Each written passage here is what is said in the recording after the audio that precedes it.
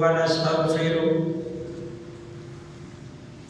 ونعوذ بالله من شرور أنفسنا ومن سيئات أعمالنا من يهده الله فلا مضل له ومن يضلل فلا هادي له وأشهد أن لا إله إلا الله وحده لا شريك له وأشهد أن محمدا عبده ورسوله يا أيها الذين آمنوا اتقوا الله حق تقاته ولا تموتن إلا وأنتم مسلمون أما بعد فإن خير الحديث كتاب الله وخير الهدي هدي محمد صلى الله عليه وآله وسلم وشر الأمور محدثاتها وكل محدثة بدعة وكل بدعة ضلالة وكل ضلالة في النار. أعوذ بالله السميع العليم من الشيطان الرجيم. بسم الله الرحمن الرحيم. قال الله تبارك وتعالى في القرآن المجيد والفرقان الحميد. يا أيها الإنسان ما غرك بربك الكريم. اے انسان، تو اپنے رب الکریم کے بارے میں تجھے کس چیز نے دھوکے میں ڈال رکھا ہے؟ یا ایھا الانسان ما غرک بربک الکریم الذی خلقک فسواک فعدلک فی ای صورت ما شاء رکبک. وہ اللہ کہ جس نے تجھے ٹھیک ٹھیک بنایا اور جس طرح کا چاہا تجھے جوڑ کے بنا دیا. وقال اللہ تعالی فی مقام آخر یا ایھا الناس اعبدوا ربکم الذی خلقکم والذین من قبلکم لعلکم تتقون. اے انسان، اے لوگو، عبادت کرو اس رب کی جس رب نے تمہیں پیدا کیا اور ان لوگوں کو پیدا کیا جو تم سے پہلے تھے، تاکہ تم متقی بن جاؤ، پرہیزگار بن جاؤ. وقال اللہ تعالی فی مقام آخر قل ان صلاتی ونسکی ومحیای ومماتی للہ رب العالمین. اے نبی، آپ اعلان کر دیجئے بے شک میری نماز، میری قربانی، میرا جینا اور میرا مرنا اللہ احکم الحاکمین کے لیے ہے جو ساری کائنات کو پالنے والا ہے. حضرات، ہر قسم کی حمد و ثنا اللہ وحدہ لا شریک کی ذات پاک کے لیے. وہ اللہ جو ساری کائنات کا خالق اور مالک ہے. حمد و ثنا کے بعد لاکھوں اور کروڑوں درود و سلام امام الانبیاء، امام القبلتین، امام الثقلین، امام الحرمین، امام اعظم، مرشد اعظم اور رہبر اعظم، آمنہ کے لعل، عبداللہ کے در یتیم، ساری کائنات کے سردار محمد رسول اللہ صلی اللہ علیہ وآلہ وسلم کی ذات گرامی. محترم حضرات، میں نے آپ کے سامنے قرآن حکیم سے مختلف مقامات سے مختلف آیات تلاوت کی ہیں. اللہ احکم الحاکمین نے انسان کو مخاطب ہو کے کہا ہے کہ اے انسان تجھے رب کریم کے بارے میں کس چیز نے دھوکے میں ڈال رکھا ہے، اور فرمایا کہ اے لوگو اس اللہ کی عبادت کرو، اس رب کی عبادت کرو جس نے تمہیں پیدا کیا ہے، اور ان لوگوں کو جو تم سے پہلے تھے، تاکہ تم متقی بن جاؤ، پرہیزگار بن جاؤ۔ اور ایک اور مقام پہ اللہ نے فرمایا لَقَدْ خَلَقْنَا الْإِنسَانَ فِي أَحْسَنِ تَقْوِيمٍ، کہ ہم نے انسان کو سب سے اعلیٰ بنایا ہے، سب سے افضل بنایا ہے، سب سے بہتر بنایا ہے۔ محترم حضرات، اللہ احکم الحاکمین نے انسان کو بنایا اور پھر اس کو رہنے کا ڈھنگ بھی سکھلایا، زندگی گزارنے کا طریقہ بھی سکھلایا کہ آپ نے کس طریقے سے زندگی گزارنی ہے۔ اور اللہ احکم الحاکمین نے قرآن پاک کے اندر شخصیت سازی کی ہے، اور انسان کا اللہ نے جو جوڑ بنایا ہے، ایک ایک انگ بنایا ہے، اس کا تذکرہ اللہ نے قرآن میں کیا ہے، اور فرمایا ہے کہ ان کاموں کے لیے جو جو بنائے ہیں، جس مقصد کے لیے بنائے ہیں، تمہیں وہ کام کرنا چاہیے۔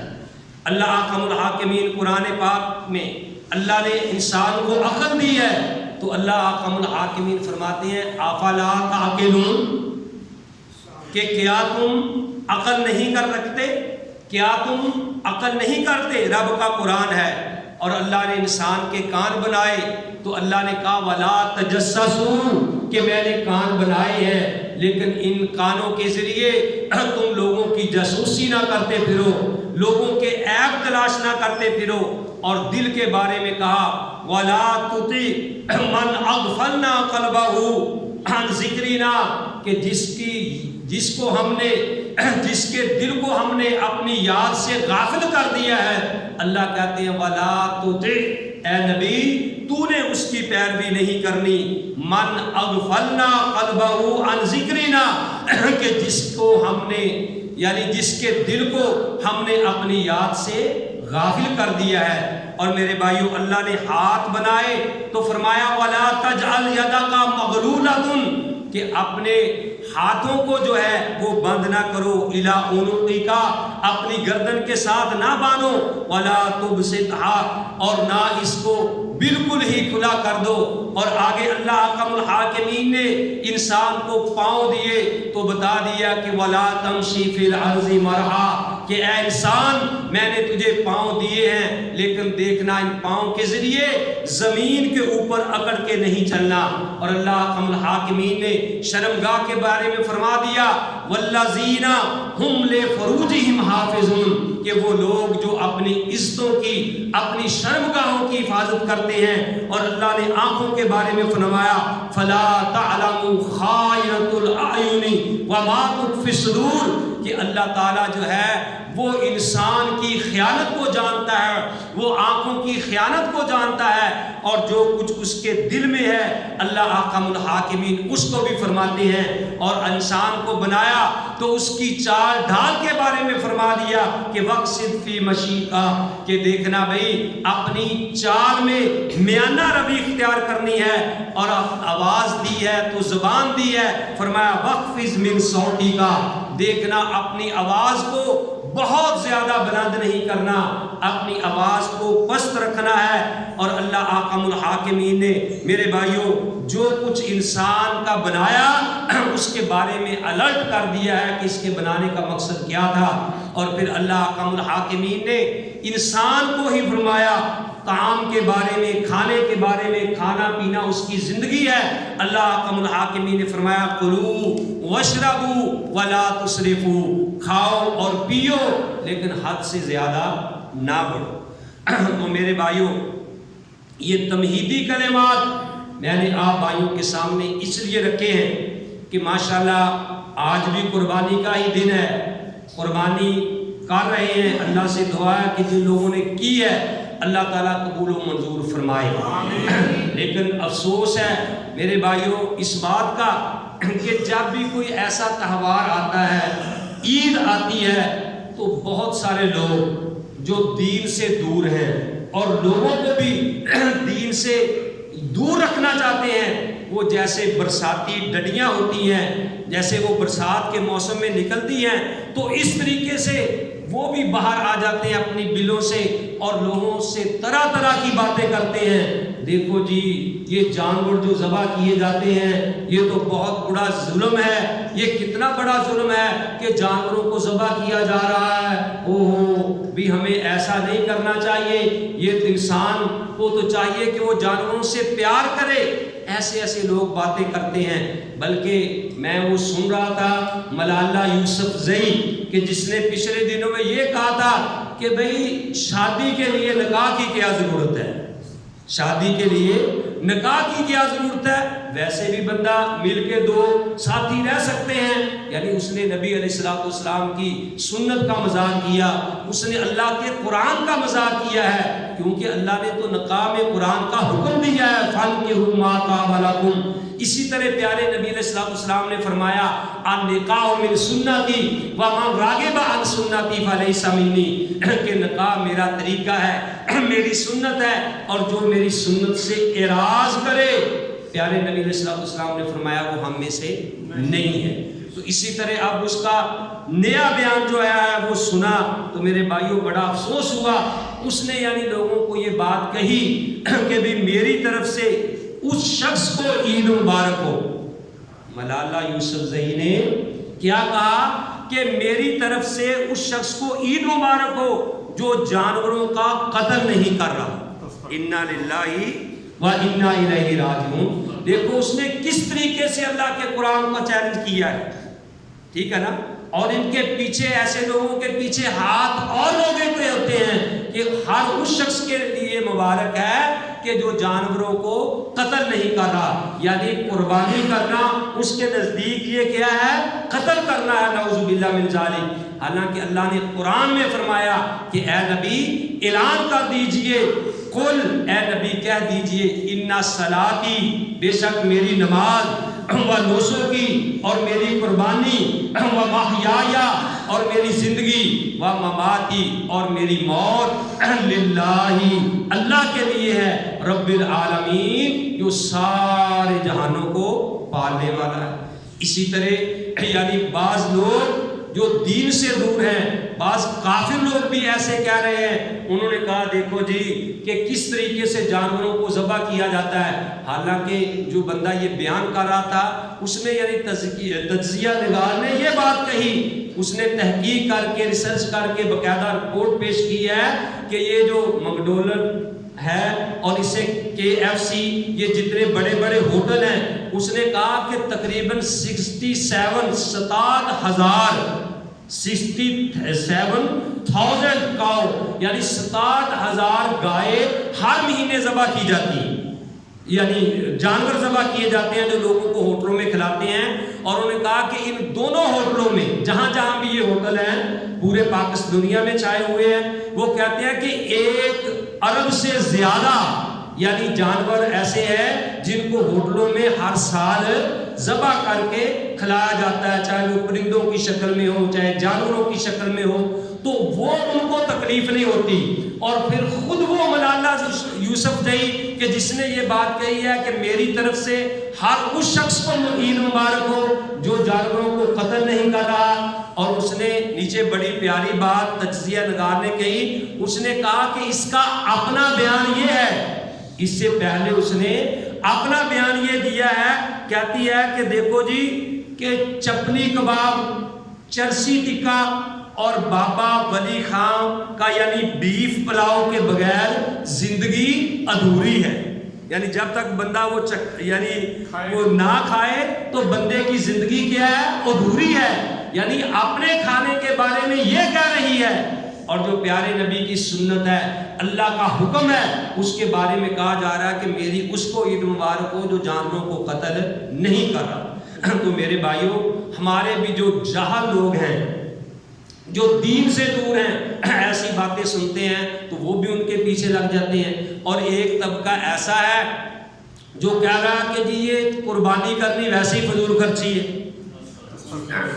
قربانی کرنی فضول خرچی ہے. تم جی جو جانور اتنا ذبح کر رہے ہو تو آپ کو چاہیے کہ کسی غریب کی بیٹی کا یعنی جہیز بنا دو، اس کو گھر سے اٹھا دو، کوئی غریب مسکین ہے اس کے گھر میں آٹا پہنچا دو، اس کے گھر میں دانے پہنچا دو۔ اور ظالموں، تم اللہ کے قرآن کو چیلنج کر رہے ہو؟ کبھی تم نے یہ تو نہیں کہا کہ یار میرے پاس اتنا مہنگا موبائل ہے، میں وہ فروخت کر کے کسی غریب کے گھر میں آٹا بھیج دوں، میرے پاس اتنی مہنگی گاڑی ہے، میں وہ فروخت کر کے کسی کی غریب کی بیٹی کا جہیز بنا دوں؟ یعنی دین کے معاملے میں تم یہ کہتے ہو۔ اور کوئی منکرین حدیث ہے وہ ویسے ہی اس کا یعنی انکاری ہیں۔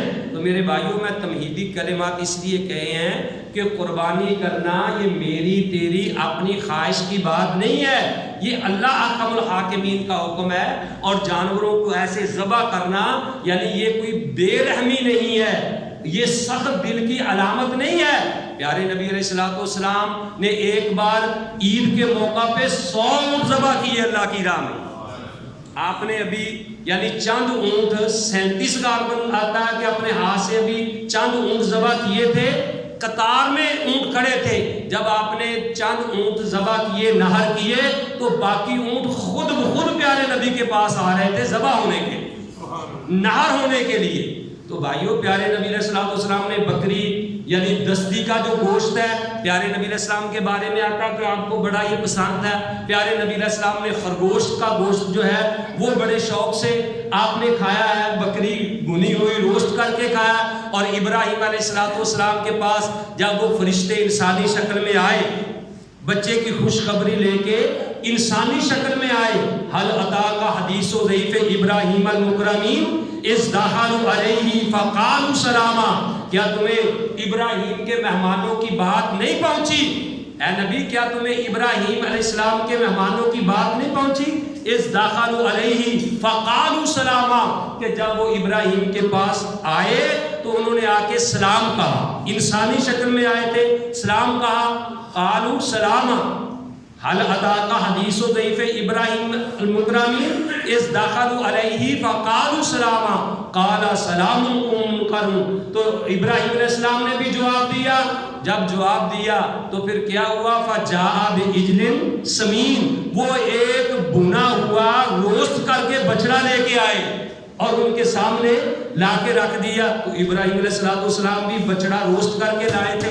تو بہرحال بتانے کا مقصد میرے بھائیوں یہ ہے کہ یہ قربانیاں کرنا، اللہ کی راہ میں پیش کرنا، یہ میری تیری بات نہیں، یہ اللہ احکم الحاکمین کا قرآن ہے۔ گھر میں جا کے مطالعہ بھی کرو۔ یہ دیکھو میرے سامنے سورہ حج ہے اور 17واں پارہ ہے اور رکوع نمبر 4 ہے۔ اللہ احکم الحاکمین فرماتے ہیں وَلِكُلِّ أُمَّةٍ جَعَلْنَا، ہم نے ہر امت کے لیے بنایا کیا؟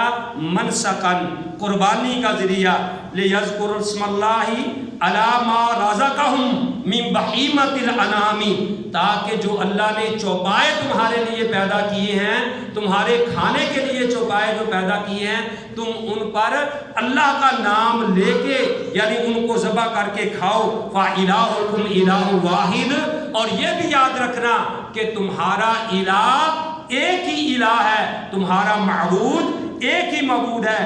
فَلَهُ أَسْلِمُوا، بس اسی کے تم مطیع ہو جاؤ، مطیع ہو جاؤ، فرما بردار ہو جاؤ۔ وَبَشِّرِ الْمُخْبِتِينَ، اور خوشخبری دے دو عاجزی کرنے والوں کو۔ یہ اللہ کا قرآن ہے۔ یہ میرے بھائیو سورہ الحج ہے اور اس کا رکوع نمبر 4 ہے۔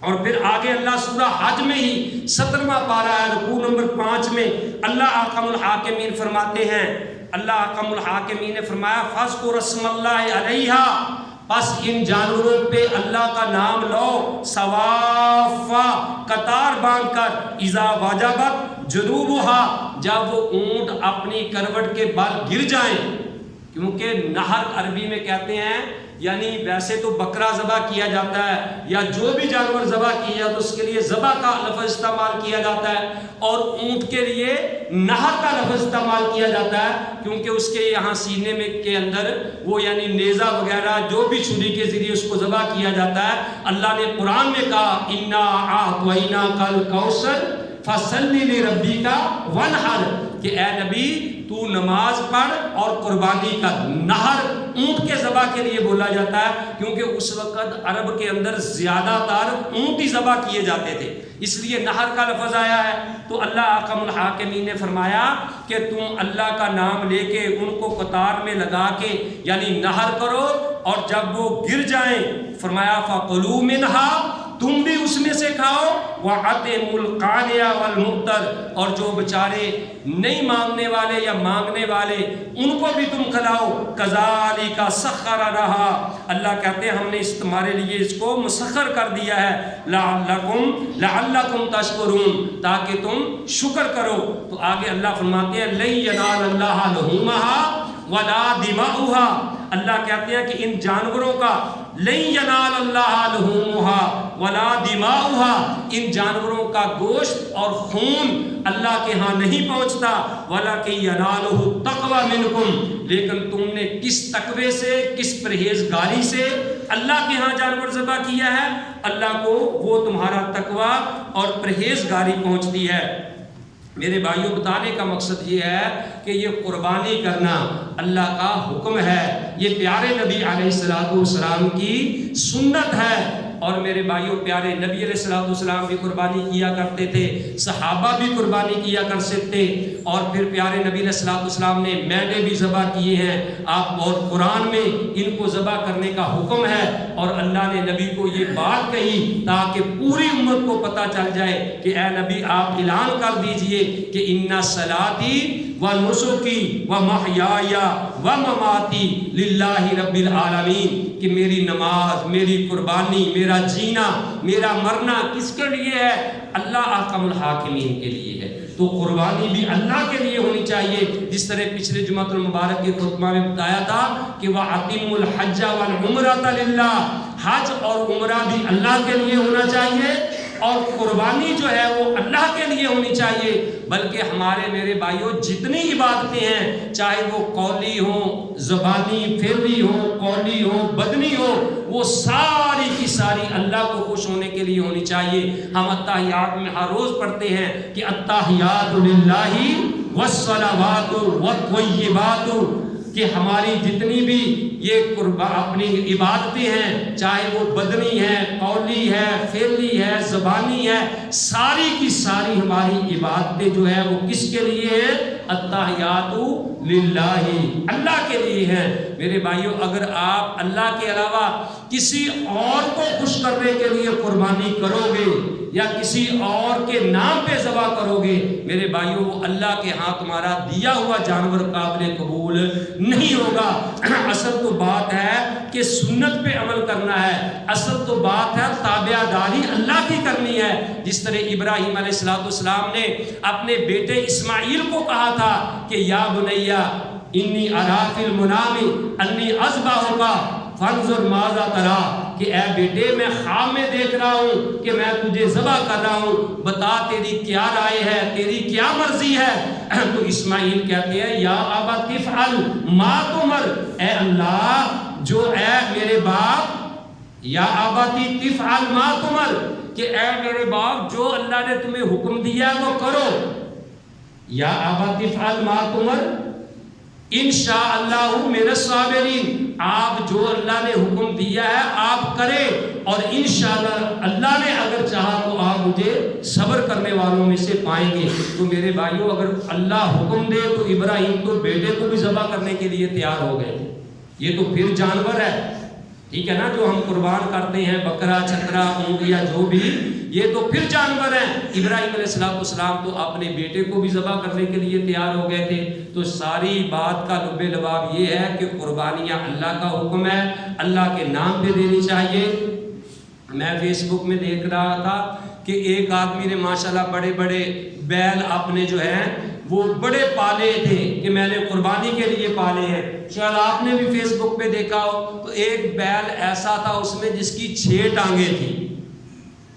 اس کی کتنی ٹانگیں تھیں؟ 6 ٹانگیں تھیں، اور وہ کہہ رہا تھا کہ یہ جو 6 ٹانگوں والا خوبصورت اور عجیب جانور ہے، یہ میں نے غوث پاک کے نام پہ ذبح کرنا ہے۔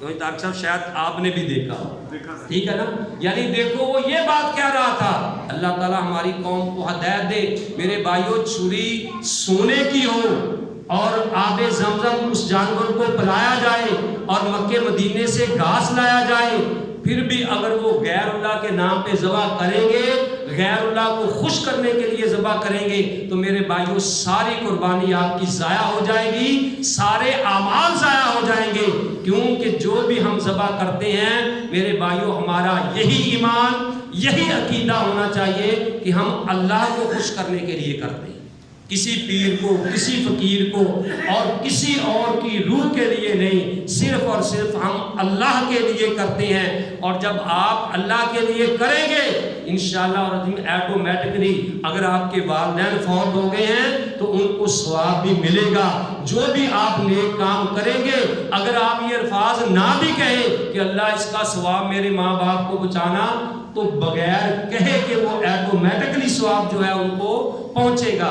تو اس لیے میرے بھائیوں ہمیں ان باتوں کا خیال رکھنا چاہیے، اللہ کی رضا کے لیے جانور ذبح کرنے چاہیے، اور پھر جو یہ لوگ منکرین حدیث ہیں جو ایسی ایسی باتیں کرتے ہیں ان کا کتاب و سنت کی روشنی میں ان کا منہ توڑ جواب دینا چاہیے، کیونکہ قربانی ہماری اپنی خواہش نہیں ہے بلکہ یہ اللہ کا حکم ہے، پیارے نبی کی سنت ہے۔ اللہ احکم الحاکمین سے دعا ہے کہ اللہ تعالیٰ ہم سب کو صحیح معنوں میں کتاب و سنت پہ عمل کرنے کی توفیق نصیب فرمائے۔ وما علیہ الا البلاغ۔